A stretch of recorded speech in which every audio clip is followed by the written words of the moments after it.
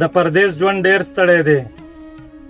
د خپل خوږ وطن نه راتلل او بیا داسې سختو ته ځان نیول اسانه نه ده او نه د هر چا د وس خبره ده. د 10-12 غنټو د کار نه پس بیا ځان ته اخلی پخلی کول چې بیخي په بدن ذرې ذرې وي اسانه نه ده. د داسې خلکو خبرې برداشت کول چې د 2 پیسو سړی به نه وي، خو څه به کوې، د مجبورۍ دویم نوم شکریا ده.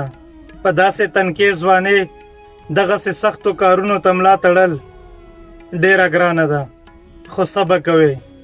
پردیس کې ګرمي، یخني، لوږه، تنده او بیماری دا هر څه به د خپلو بچو او کور دپاره پرون تندي زغمې.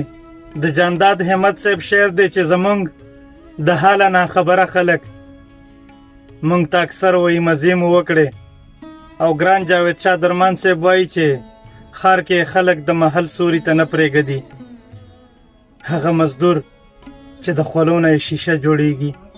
ګرانو ملګرو که ویډیو مو خوښه شوي وي نو لایک او د ملګرو سره یې شیر کړئ او زما یوټیوب چینل خامخا سبسکرایب کړئ. خوشحاله اوسئ.